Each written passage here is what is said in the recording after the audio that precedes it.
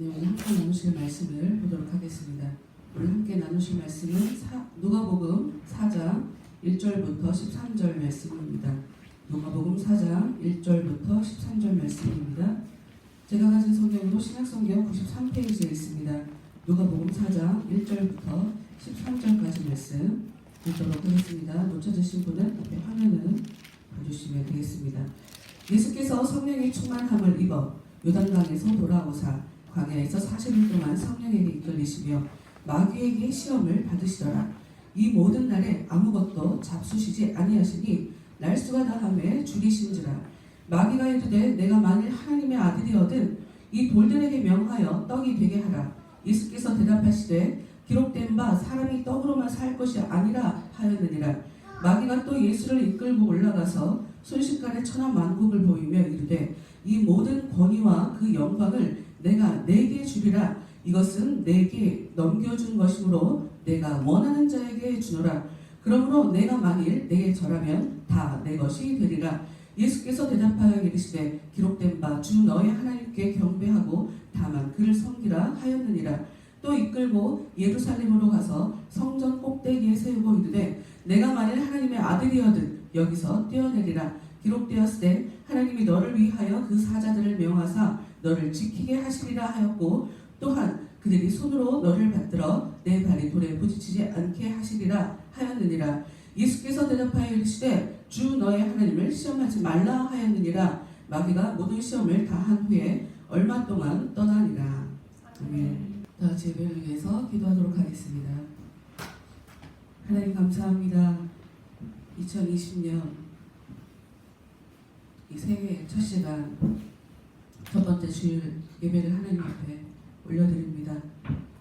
하나님 이 시간 하늘의 문을 활짝 여시고 저들 가운데 풍성한 은혜로 임하여 주시옵소서. 부족한 저희들 주님의 그 사랑으로 덮어주시옵소서. 악한 저희들의 마음 하나님 잘 알고 계시오니 주의 은혜로 눌러주시고 하나님 보시기에 아름다운 사람으로 하나님 보시기에 합당한 사람으로 다시 태어나서 이 자리를 나갈 수 있는 저희 모두가 되도록 하나님 끝난 시간까지 오늘 성령으로 역사하여 주시옵소서. 예수님 이름으로 기도합니다. 아멘. 오늘의 말씀의 제목을 함께 읽어보도록 하십시다. 시작. 마귀에게 시험 받으신 예수. 네, 마귀에게 시험 받으신 예수. 요즘 제가 TV를 안 보시죠? TV가 아니고 유성생을 좋아하는데요. 유튜브 선생을 좋아하고 있는데 좀 이해가 안 가고 우와 어떻게 저럴 수가 있지? 하고 계속 보게 만드는 한 남자가 하나 나타났어요. 양준일이라는 사람인데요. 93년도에 활동을 했더라고요. 93년도면 저희 딸을 제가 낳았을 때거든요. 저는 그때 오직 이분만 보고 살 때였기 때문에 TV를 전혀 안 봤어요. 양준일이라는 사람이 우리나라에 있었는지조차 알지 못했거든요. 그런데 얘기를 들어보니 굉장히 사람들한테 무시를 많이 당했다고 그러더라고요. 그리고 사람들은 이제 지금 거의 30년 만에 소환이 된 거거든요. 저보다 조금 오빠시더라고요. 그런데 사람들에 의해서 강제로 이 대중 앞에 끌려 나온 그 사람의 모습이 마치 어제까지 계속 활동을 하고 있었던 사람처럼 그런 모습인 거예요. 춤선이나 뭐 몸매나 연예인은 몸이 중요하니까요.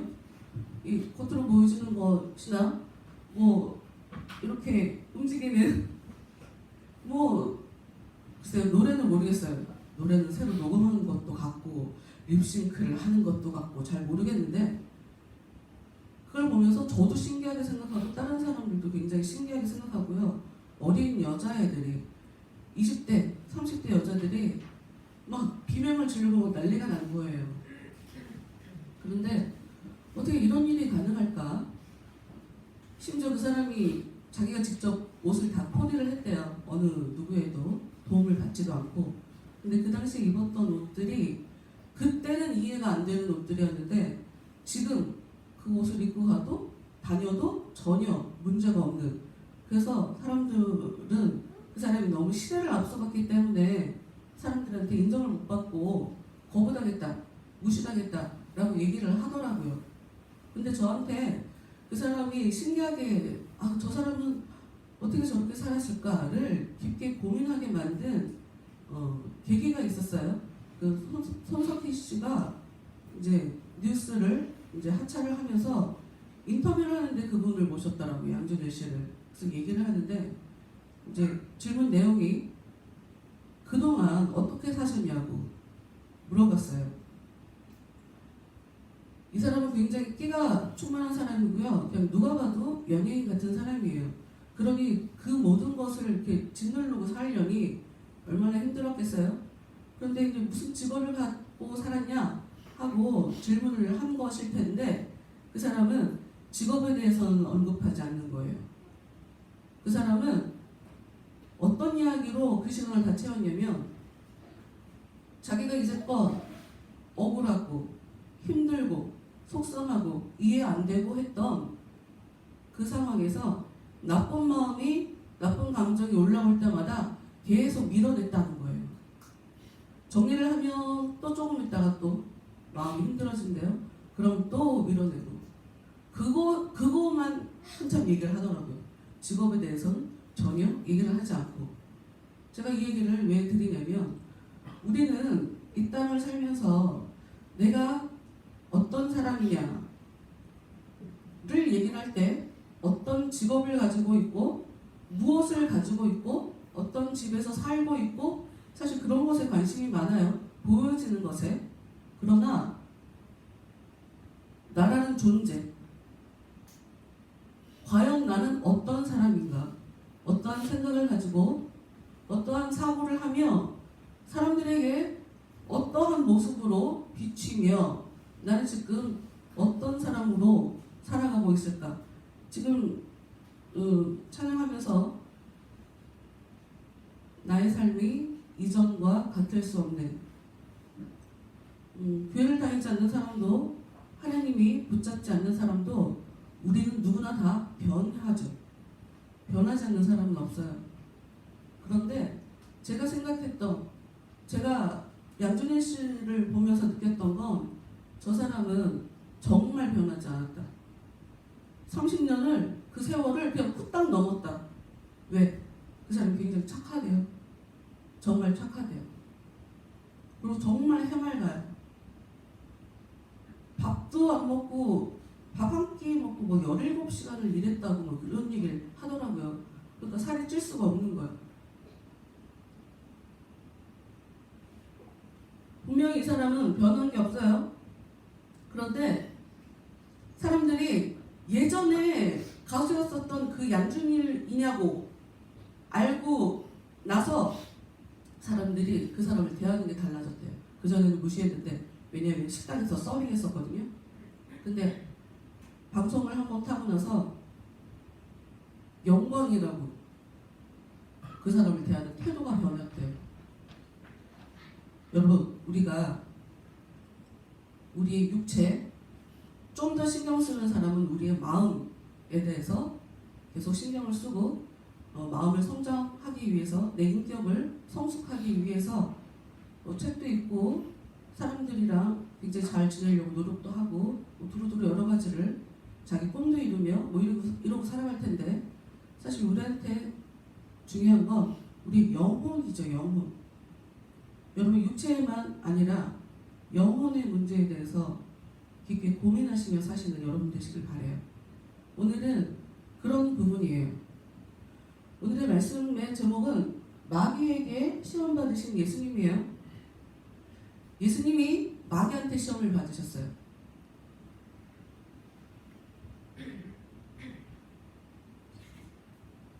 본문에 4장 1절 말씀을 함께 보도록 하겠습니다.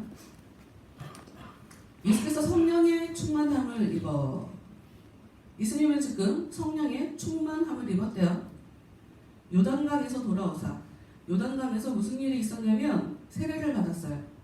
세례를 받으면서 너는 내 사랑하는 아들이다 라고 말씀을 하셨어요. 하나님이 예수님께 그리고 성령을 충만하게 부어주셨고, 그리고 이제 예수님께서 이제부터 메시아로, 그러니까 백성들을 구원하는 구원자의 역할을 하게 되는 그 임무를 부여받고 요단강에서 돌아오신 모습이에요.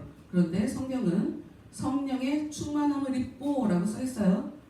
근데 그런 예수님이 광야에서 40일 동안 성령에게 이끌리시며, 성령의 충만함을 받은 예수님이 40일 동안 성령에게 이끌려서 광야 생활을 하게 돼요. 금식을 하게 되거든요. 그런데 4장 2절의 말씀을 보면 마귀에게 시험을 받으시더라. 예수님의 이 시험을 보면 지금 이게 성령께서 하시는 시험일까요? 마귀한테 받는 시험일까요? 주체는 과연 누구일까요? 성령에 이끌려 시험을 받는다고 써 있어요, 말씀이. 그리고 마귀한테 시험을 받는다라고 써 있어요. 그렇다면 예수님이 받는 시험은 성령이 하시는 시험일까요? 마귀가 하는 시험일까요? 우리는 그런 걸 구별할 눈이 없죠. 사실 겉으로 볼 때는, 여러분, 우리는 우리의 삶 속에서 일어나는 시험이 이게 하나님이 주신 시험인지 마귀가 주는 시험인지 그걸 잘 구별하지 못해요. 본문에서 얘기하고 싶은 건 예수님께서 받으시는 마귀에게 받고 계시는 이 시험은 이미 답이 정해져 있다. 이기기로 이미 정해져 있는 상태에서 지금 시험을 받고 있다라는 이야기예요. 그러니까 성령의 충만함을 입었다. 그리고 성령에게 이끌렸다라고 기록한 본문의 말씀은 지금 마귀한테 시험을 받지만 예수님은 이기게 될 거다라는 것을 암시적으로 그 안에 기록하고 있다는 거예요. 이것은 우리한테 무엇을 알려주냐? 우리가 삶 속에서 어려운 일이 당할 때 예수님과 함께, 성령님께 도움을 요청한다면, 성령께서 나에게 힘을 주신다면, 성령님이 나를 붙잡아 주신다면, 그분이 나를 이끌어 가신다면 나의 삶 속에서 일어나는 그 시험을 이겨낼 수 있게 된다라는 약속이 이 말씀 안에 숨겨져 있는 것이죠. 예수님의 시험은 사실 우리한테 어떤 의미가 있냐? 여러분, 예수님의 시험은 예수님이 왜 이 땅에서 고난을 당하셨을까요? 굳이 그러실 필요가 없을 것 같다. 굉장히 여러 번 생각해봤거든요. 왜 굳이?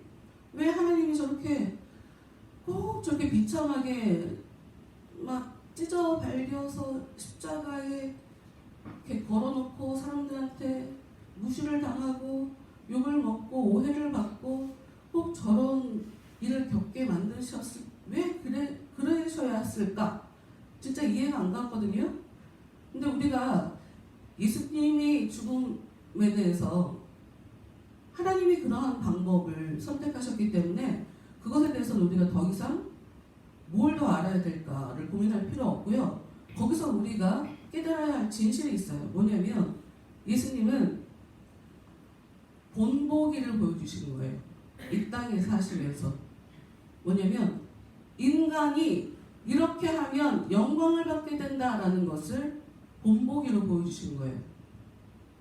하나님 뜻대로 살면 너희들이 지금 정말 힘들지만 고난 중에도 앞으로 잘 될 거야. 우리는 이제 이미 답이 다 나와 있는 성경을 보고 있으니 예수님이 죽고 부활하시고 승천하신 그 모든 그림을 다 알고 있잖아요. 근데 그 당시 제자들을 계속 예수님 옆에서 같이 있었던 사람들은 자기들이 겪는 일, 지금 예수님의 이 삶이 옆에서 보고 있으면서도 이게 무슨 의미인지를 도통 알 수 없었단 말이에요. 그 예수님의 삶이 우리한테 알려주시는 것은 성도들은 고난 당하는 중에도 앞으로 잘 되게 될 걸 기억해라. 이기게 될 거다. 그리고 예수님처럼 고난을 당하면 결국 복은 따라온다 하는 것을 그 본보기를 보여주신 거예요. 그럼 우리도 십자가에 달리란 말인가? 그것이 알고 싶다 해서 봤는데 우리나라에 그런 사람이 있더라고요. 그 얘기가 아니고요. 글점을 보시면 안 되고요. 좀 더 읽어 내려가 봅시다. 2절 마귀에게 시험을 받으시더라. 이 모든 날에 아무것도 잡수시지 아니하시니 날수가 다음에 줄이신지라. 지금 예수님은 마귀한테 시험을 받고 있는 이 상황에 40일 동안 금식하셨기 때문에 굉장히 배가 고프셨어요. 배가 고플 땐 저도 이런 경험이 있거든요. 제 인생에 가장 저를 사로잡았던 음식이 붕어빵이었어요. 왜냐면 그러니까 이게 상황이 어떠냐에 따라 달라지는 거예요. 금식하는 중이었거든요. 근데 냄새가 난 지금도 그 기억해. 너무 행복했어요. 그 이후로 제가 그렇다고 붕어빵을 열심히 사 먹었냐? 그렇지 않아요. 근데 그때 굉장히 배고팠단 말이에요. 그러니 너무 그 냄새가 막 참을 수 없어요. 너무 좋더라고요. 지금 마귀가 어떤 상황에 예수님을 시험하냐? 정말 힘들 때. 어떤 것을 가지고 시험을 하냐? 육신의 문제를 가지고 시험하는 거예요. 예수님은 총 3가지의 시험을 받게 되시거든요. 첫 번째 시험이 육신의 문제예요. 뭐냐면 사람들은 상황이 이러니까 난 슬퍼요. 상황이 이러니까 나는 이겨낼 수가 없을 거예요. 이걸 보니 나는 망한 것 같아요. 우울할 수밖에 없어요. 괴로울 수밖에 없어요. 슬플 수밖에 없어요. 우리가 사실 이러고 살거든요. 내 몸이 원하는 대로. 그냥 상황 속에 잠겨서 거기서 나올 생각을 못하는 거예요. 육신의 문제. 정말 배고플 그때 마귀가 찾아와서 육신의 문제를 가지고 예수님을 테스트하는 거예요. 어떻게 하는지 봅시다. 3절. 마귀가 이르되 내가 만일 하나님의 아들이거든 이 돌들에게 명하여 떡이 되게 하라. 공교롭게 지금 이 말씀을 3절 말씀을 보면 마귀가 지금 이 예수님의 정체에 대해서 사실 알고 있는 거죠. 내가 만일 하나님의 아들이거든 자극하는 거죠. 하나님의 아들이 아니다. 넌 하나님의 아들이 아니냐 하고 물어보는 게 아니라 너 하나님의 아들이잖아. 하나님의 아들이니까 돌한테 명해서 떡이 되게 해서 먹어. 배고프잖아. 여러분 얼마 전에 그 아버지하고 아들이 슈퍼에서 도둑질한 거 혹시 뉴스에서 보셨어요? 굉장히 많은 사람들이 슈퍼에다가 막 성금을 보내고 그 집에 갖다 주라고 뭐 쌀이며 부식이며 이런 거 굉장히 갖다 달라고 뭐 배달을 하고 막 이랬었대요. 배달 주문을 넣고. 그런데 가짜라며 좀 이상한 사람이라며 네 그냥 도와주면 안 되는 사람인 거죠. 여러분 이 검증이라는 거 아무나 힘든 사람을 보고 우리는 좀 그 상황에 아유 얼마나 배고팠으면 저걸 훔쳤겠냐 하고 생각하겠지만 여러분 아무리 힘들어도 아닌 건 아닌 거 아니에요? 처음 가수 얘기를 시작해갖고 또 가수 얘기가 나오는지 모르겠는데 요즘 음반 사재기 뭐 이런 것을 통해 이 전혀 사람들이 노래도 안 들어본 그 앨범이 순식간에 1위로 하룻밤 사이에 올라가고 이러더라고요. 그럼 돈이 수억이 왔다 갔다 해요. 생각보다 돈은 쉽게 벌려면 벌 수 있는 것 같아요. 저 빼고 나쁜 짓 하면 돈 쉽게 벌 수 있잖아요. 근데 아닌 건 아닌 거죠. 하나님의 아들은 하나님의 음성을 듣는 사람이에요. 하나님의 음성을 듣고 움직이는 사람이지 내 육신의 문제가 벌어졌을 때 마귀의 그 속삭임에 내가 움직이면 안 되는 존재죠. 근데 마귀는 우리들에게 수시로 너 힘들잖아. 제가 너 무시해. 너 똑같이 가서 무시해줘 너도. 제가 너 미워하는 것 같아. 가서 화내. 이런 식으로 우리한테 계속 충동질을 하죠. 여러분 상황에 함몰돼서 여러분의 감정에만 충실해서 뭐가 옳은 건지 분별하지 못하고 뭐가 현명한 건지 생각하지 않고 내 감정만 분출해서 살면 딱 망하기 좋은 거예요. 딱 망하기 좋은 거예요. 30년을 버텨갖고 지금 돌아온 사람 있잖아요. 아까 양준일 씨 마음이 힘들어질 때 계속 밀어냈대요. 마음이 어두워지지 않게, 슬퍼지지 않게, 힘들고 어려울 그때 마음이 더러워지지 않게 계속 밀어냈대요. 그 사람은 아무리 봐도 하나님 믿는 사람일 것 같아요. 예수님이 말씀하세요. 4절 예수께서 대답하시되 기록된 바 사람이 떡으로만 살 것이 아니라 하였느니라. 야, 먹는 게 전부인 줄 알아? 내 육신의 문제가 전부인 줄 알아? 내가 왜 네 얘기를 들어? 그리고 이 당시 사람들은 예수님에 대해서 오해를 했어요. 정치적인 메시아로 자신들의 육신의 문제를 해결해 줄 그런 존재로 예수님을 이해했어요. 그래서 지금 마귀가 준 첫 번째 시험은 네 육신의 문제를 해결해. 그래서 너도 여러분 모르시는 분은 할 수 없는데 모세라는 이스라엘의 지도자가 광야에서 바닥에서 떡을 주어서 사람들이 먹을 수 있게 그들의 육신의 문제를 해결해 준 사람이에요. 돌을 명해서 떡을 만들어서 먹게 된다는 것은 얘는 모세야, 얘는 모세. 너희들의 육신의 문제를 해결해 줄 거야 라고 하는 사람들한테 그런 인정을 받게 되는 거예요. 근데 모세로 오신 거 아니거든요. 더 큰 뜻을 이루기 위해서 이 땅에 오셨는데 육신의 문제 말고 영혼의 문제 해결해 주려고 오셨는데 그래서 첫 번째 시험을 육신의 문제를 가지고 시험을 한 거예요. 여러분 먹는 거 내가 하고 싶은 거 우리가 보통 죄는 거기서 일어나요. 여러분 그것을 여러분 스스로가 자신의 마음을 돌아보시면서 계속적으로 관찰하시고 감시하면서 사셔야 돼요. 감시하면서. 5절 말씀을 봅시다. 마귀가 또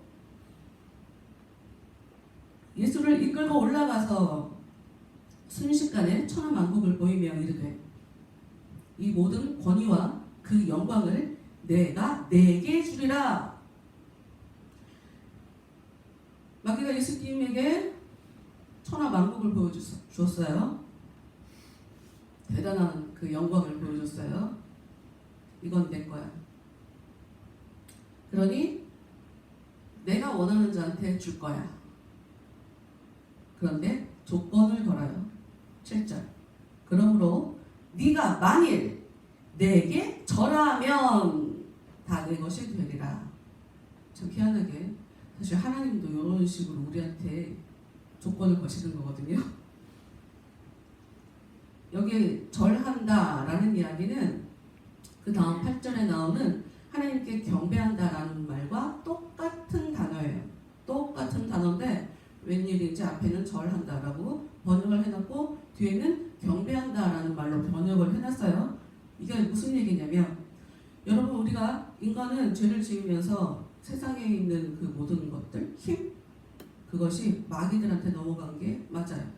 공주의 권세 잡은 악한 세력이 그 힘을 잡고 있어요. 전 이거 보면서 파우스트가 생각이 나더라고요. 마귀한테 절하면 마귀한테 요청하면 힘을 부여받을 수 있는 건 거죠. 근데 여러분 6절에 나온 권위와 영광은 마귀가 주는 게 아니에요. 하나님이 주시는 거죠. 지금 마귀는 자기가 갖고 있는 천하만국 그 권위와 영광 잠깐 맡아놓고 있는 거지 자기가 주인이 아니에요. 언제든지 뺏길 수 있어요. 여러분 우리가 이렇게 살아가요? 우리가 이러고 살아간다고요. 뭐라도 하나 더 가져야 되지. 뭐라도 하나 사람들 위해 올라서야 되지. 잘나야죠. 우리가 이런 마음을 갖고 살아요. 그리고 뭔가를 가지면 사람들 위해 갑질하려고 하죠. 없으면 기죽고. 여러분 우리가 가지고 있는 그 어떤 힘도 하나님이 언제든 뺏어가실 수 있어요. 그러니 그 언제든 가져가실 수 있는 그 힘, 그거 잡으려고 하나님을 등 돌리지 마세요, 여러분. 하나님의 자녀는 자기가 하나님 자녀 되고 싶어서 되는 게 아니에요. 하나님이 부르셨기 때문에 믿음의 여정을 출발할 수 있는 거거든요. 그 사람은 하나님이 이끌고 가는 사람이에요. 그래서 그 사람들이 어떤 일이 벌어지냐, 하나님의 뜻과 상관없이 살면 그 사람은 되는 일이 없어요. 되는 일이 없다고요. 하나님께 가도 천하 그 권세와 영광은 예수님의 손에 떨어지게 돼 있어요. 저희도 하나님이 원하시는 대로 하나님께 경배하고 살면 하나님이 그 힘을, 그 영광을 우리한테 나눠주시는 분이에요. 예수님이 저희가 지금 누가복음 4장 말씀을 보는데 누가복음 22장에 이런 말씀이 있어요. 너희는 나의 모든 시험 중에 항상 나와 함께한 자들이다. 예수님이 예수님의 제자들에게 하시는 얘기예요. 잡히시기 바로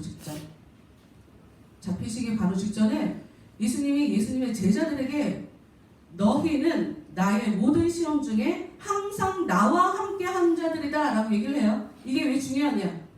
그래서 이 사람들은 예수님한테 이런 약속을 받아요. 내 아버지께서 나라를 내게 맡기신 것 같이 나도 너희에게 맡긴다.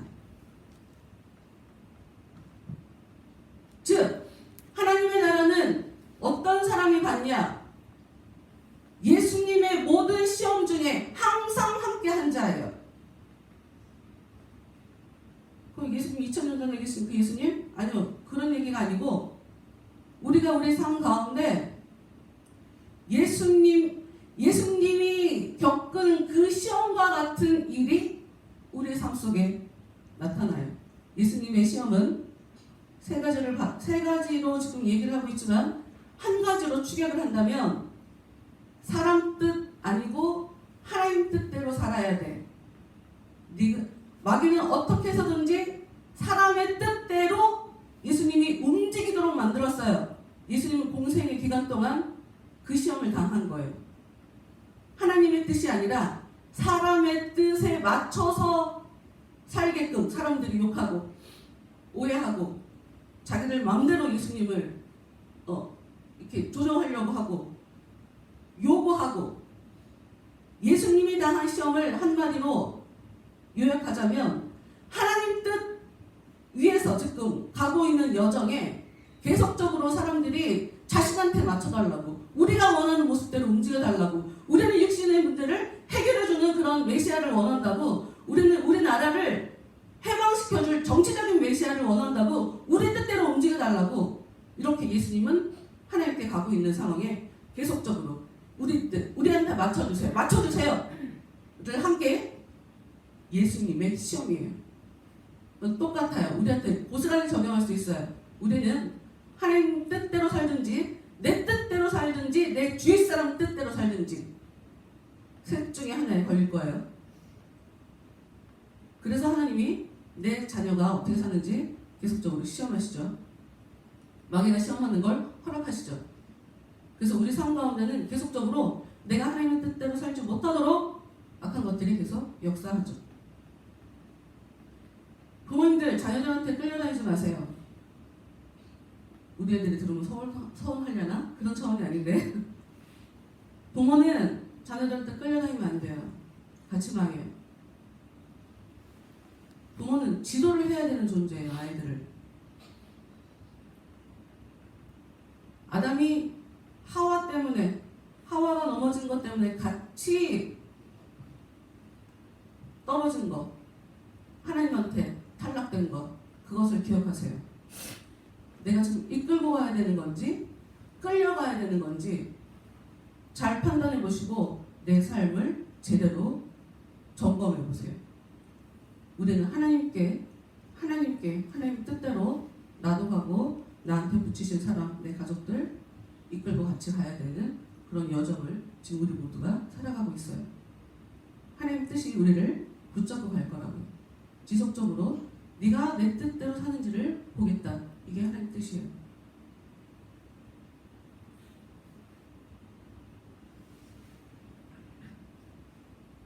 8절 말씀. 예수님이 대답하십니다. 마귀가 네가 나한테 절하면 다 너 거야. 너한테 줄게. 라고 했더니 8절. 예수께서 대답하여 이르시되 기록된 바 주 너의 하나님께 경배하고 다만 그를 섬기라 하였느니라. 첫 번째 시험도 구약의 말씀을 가지고 마귀의 일을 대적해서 이겨내셨고요. 두 번째 8절에 나온 예수님의 대답도 구약 성경에 나와 있는 말씀이에요. 그 말씀을 가지고 마귀의 시험에서 이겨내셨어요.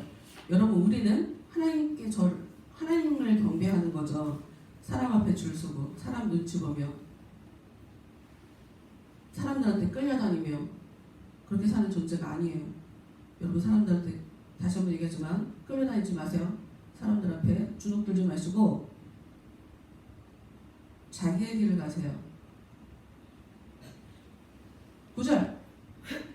세 번째 시험을 합니다. 또 이끌고 예루살렘으로 가서 성전 꼭대기에 세우고 이르되 내가 만일 하나님의 아들이여든 여기서 뛰어내리라. 첫 번째 시험에도 네가 만일 하나님의 아들이여든 이라고 하더니 세 번째 시험에도 똑같이 네가 만일 하나님의 아들이여든 이란 이야기로 시험을 하네요. 그러면서 여기서 뛰어내려라 라고 얘기를 하는데, 여러분 10절을 보면 마귀가 하나님의 말씀을 가지고 하나님의 말씀을 들이대며 하나님이 이렇게 얘기했다 라고 얘기를 하고 있어요. 하나님이 너를 위하여 그 사자들을 명하사 너를 지키게 하시리라. 성경에 이렇게 써있잖아. 그러니까 너 지켜줄 거야. 11절. 그들이 손으로 너를 받들어 내 발이 돌에 부딪히지 않게 하시리라. 성경에 이렇게 써있잖아. 너가 하나님의 아들이니까 하나님이 이렇게 해줄 거야. 분명히 성경 말씀은 마귀를 물리치는 도구거든요. 검이란 말이에요. 그거로 꺼져. 덤비지 마. 건들지 마. 다가오지 마. 하고 이겨내는 공격하는 기구인데, 도구인데 그 말씀을 가지고 사람에게 이야기를 하는 거예요. 여러분, 성경 말씀은요, 그래서 다시 한번 말씀드리지만 글자만 읽어서는 안 돼요. 글자만 읽어서는 여러분 잘못 해석할 수 있고요. 그랬다면 성경을 잘못 해석해갖고 전혀 하나님의 뜻과 전혀 상관없는 엉뚱하게 살 수 있어요. 제가 지난주에 설교하면서 한 이야기 때문에 누가 그랬더라고요. 자기가 계속 고민을 해봤대요. 그러니까 목사님이 지금 하신 말씀이 술을 먹으라는 거야, 먹지 말라는 거야. 아무리 생각해봐도 그 대답을 못 들은 것 같대요. 대부분 술 얘기하시는 분들 보면 성경 말씀 들이대더라고요. 성경에 술 취하지 말라라고 써있지 어디 술 마시지 말라라고 써있냐. 그리고 예수님도 포도주 마셨다. 여러분, 이러시면 안 돼요. 성경 말씀을 가지고 들이대면서 성경 말씀은 글자가 중요한 게 아니에요. 왜 그렇게 말씀하셨냐가 중요해요. 대체 무슨 의미를 가지고 이렇게 쓰신 거지? 하는 그 뜻을 아셔야 돼요. 근데 여러분, 그것은 우리 생각으로 그걸 알 수가 있는 게 아니에요. 성경의 깊은 뜻을 알게 하시는, 깨닫게 하시는 분은 목사가 아니고요, 신학자가 아니고요, 뭐 성경에 대해서 잘 알고 있는 그 어떤 교사가 아니고요, 성령이에요. 성령. 또 이러면 또 성령님께서 알려줘야 된다니까. 나는 계시를 받았다고, 난 이렇게 이해했다고, 목사님 그렇게 나랑 다른 생각, 난 그거 못 받아들이겠다고 또 이러면 안 돼요. 내 안에 성령이 역사하신다는 증거가 있어야지. 그분과 내가 지금 교제하고 있다는 증거가 있어야죠. 내가 그분께 지금 굴복되어서 살고 있다는 증거가 있어야죠. 그게 있지 않고는 성령이 지금 나한테 이렇게 말씀을 풀어주셨다, 이렇게 얘기하면 안 돼요. 그때까지는 어쩔 수 없어. 다른 사람 얘기를 들어야죠. 타인의 이야기를 좀 들으셔야 돼. 정말 들으셔야 돼요. 대부분 또 자기 길 가라고 그러면 또 내 길을 가겠다고 남의 얘기를 안 듣는, 우리는 이렇게 치우치고 저렇게 치우치는 것 같아요. 여러분 마귀가 말씀을 가지고 시험하는 순간 예수님의 대답을 보면 12절 주 너의 하나님을 시험하지 말라 하였습니다. 여러분 지금 말씀이 지금 마귀가 예수님 시험하고 있잖아요. 근데 예수님의 대답은 하나님을 시험하지 말라라고 얘기를 하고 있어요. 하나님을 시험하지 말라. 일단 13절을 먼저 봅시다. 13절 마귀가 모든 시험을 다 한 후에 얼마 동안 떠납니다. 잠깐 다시 일하죠. 겉으로 드러나진 않지만 사람들 속에서 일하죠. 보이는 사람들을 통해서 일하죠. 오해하게 만들죠. 전 제일 웃기는 장면이 그거 같아요. 생각할수록 웃겨요. 엄마도 예수님이 미친 줄 알았고 예수님의 형제들도 예수님이 미친 줄 알았고 예수님의 친척들도 예수님이 미친 줄 알았어요. 다 소문이 나갖고 가족들이 예수님을 막 찾으러 다녔단 말이에요. 예수님은 혼자였나봐요. 계속 제자들도 예수님을 사실 이해해주지 않았으니까요. 여러분 친척이 뭐가 중요하고 형제가 뭐가 중요해요? 우리가 하나님의 나라의 백성이 되면 새로운 형제자매가 생기는 건데 나는 혼자라 힘들어요. 교회 안에 제대로 들어오세요. 그럼 새로운 형제 자매로 엮여지는 거니까요. 아버지가 한 분이에요. 아버지가 한 분이라고. 다 똑같아요. 형제 자매. 누가 더 잘났다, 누가 더 못났다 그런 거 없어요.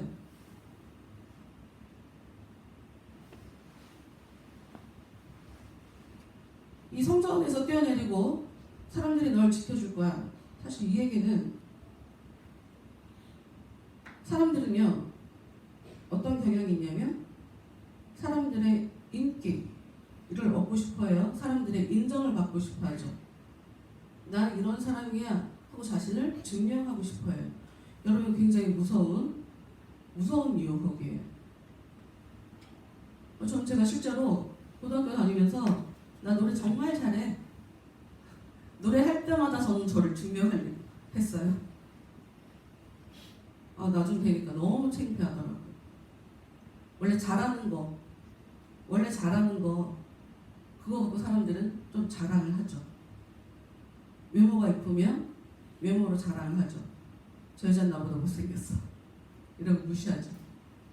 남자들 나 못나지 않았어 이러고 증명하고 싶어요. 그래서 양보를 못하죠. 하나님의 뜻을 쫓아서 살 수가 없어요. 무시하면 무시당할 수가 없죠. 왜 나 무시해? 하고 쫓아가게 되죠.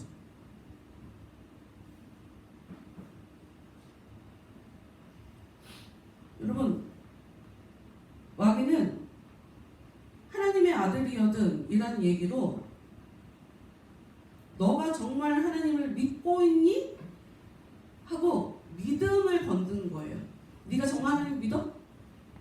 하나님 믿으니까 이렇게 해줄 거야. 하나님 믿으니까 도와줄 거야. 그런데 사실 나는 그 어려움을 견뎌내야 돼요. 그 자리에 있어야 돼요. 옆에서 볼 땐 바보 같단 말이죠.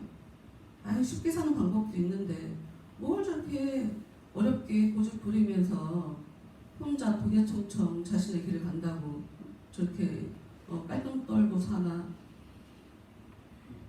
여러분 그런 얘기 흔들리지 마세요. 우리한테 중요한 건 나는 하나님이 날 도와주실 거야. 여러분 이 하나님이 나를 도와주실 거야 라고 하는 이 믿음의 문제도 여러분 믿음은 우리가 갖고 싶어서 갖는 게 아니에요. 하나님이 주시는 거예요. 성령께서 우리한테 찾아오셔야 돼요. 근데 우리 안에 얼마나 역사하시는지 우리가 그걸 잘 모르고 나를 포기한 그 자리에서 믿음이 더 커지는 거예요. 내가 나를 내려놓고 내 생각 내려놓고 내 고증 내려놓고 내 판단 내려놓고 내가 하고 싶은 거 그 욕구를 내려놓는 그 자리에서 믿음이라는 것이 더 커지는 거예요. 아까 것들은 계속 너 믿음 있잖아. 하나님 도와줄 거야. 그런데 나는 믿음이 있는데 하나님이 나 안 도와주는 것 같아. 난 믿음이 있는데 하나님이 사람들한테 계속 무시당하게 하는 것 같아. 하나님의 아들이고 내 안에 정말 믿음이 있다면 그거 갖고 슬프지 않아요. 견뎌져요. 모르겠는데 정확하게 알지 못하는데 지금 이 상황이 왜 일어나는지 모르겠는데 그냥 견뎌지더라고요. 견뎌지죠. 그냥 모르겠어. 무슨 이유가 있나 보지. 이겨내져요. 그리고 아까 말씀드린 대로 마귀는 두 가지 시험을 한 거예요. 우리의 믿음의 문제. 너 정말 믿음 가진 사람 맞아? 라고 하는 그 문제와 하나는 사람들한테 네 존재를 좀 이렇게 드러내. 사람들한테 인기도 좀 얻고 네가 어떤 사람인지 좀 보여줘봐. 이런 유혹을, 그런 시험을 예수님한테 한 거예요. 다시 말씀드리지만 이게 우리한테 왜 의미가 있냐? 마귀가 우리한테도 계속적으로 이런 식으로 공격을 해올 거기 때문이에요. 그 시험에 예수님의 은혜를 자꾸 구하고 예수님께 도움을 구한다면 나의 시험은 예수님의 시험으로 변하게 되는 거예요. 수고하고 무거운 짐진 자들아 다 내게로 오라. 내가 너희를 쉬게 하리라. 나 힘들어요. 나 어려워요. 나 너무 목말라요. 배고파요. 사람 바라보지 마세요.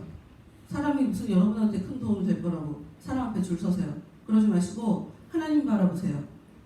하나님한테 도움 요청하시고 예수님한테 계속적으로 물어보시고 말씀하시고 예수님과 깊은 관계를 가지세요. 그리고 말씀을 보세요, 여러분. 많은 사람들이 말씀 때문에 힘든 시간들을 잘 견뎌낼 수가 있어요. 말씀을 보세요. 지속적으로. 그게 여러분을 붙잡아 줄 거예요. 여러분의 마음이 흔들리지 않도록 붙잡아 줄 거예요. TV 보지 마시고 TV 뭘 봐요. 필요한 것만 봐요. 유튜브 이런 통해서 필요한 것만 계속 TV 보고 계시지 마시고. 여러분 마귀는 예수님도 시험했어요. 우리도 시험할 거예요. 나는 마귀가 시험 안 하는 것 같아요. 아직 어려서 아직 미생이야. 살아있는데 아직 사는 거는 아니에요. 미생이라 시험을 안 하는 거예요. 조언 안 돼요. 아니면 지속적으로 마귀가 시험을 하고 있는데 내가 너무 무뎌서 그걸 알아볼 수 있는 눈이 없어서 마귀가 시험을 하고 있는 것도 모르고 살아가는 거든지. 하나님의 자녀는 시험해요. 시험을 통과해야 진정한 그 영광이 그 사람에게 부어지는 거거든요. 네, 2020년 첫 번째 예배 하나님한테 올려드리면서 하나님은 시험하시는 분이다. 그래서 예수님도 마귀한테 시험받도록 허락한 분이다라는 이 중요한 사실을 잊지 않으면서 우리가 삶 속에 어떠한 식으로 마귀가 우리를 시험하고 넘어뜨리고 하나님 뜻대로 살지 못하고 사람의 뜻대로 살게 하려고 계속적으로 일할지 모르니 경계하며 1년 동안 하나님의 뜻 구하면서 잘 살아보자 라는 말씀으로 오늘 같이 이 말씀을 나누었습니다. 우리 이 시간 찬양하면서 같이 다시 한번 우리의 마음을 좀 정리하는 시간을 갖도록 하겠습니다.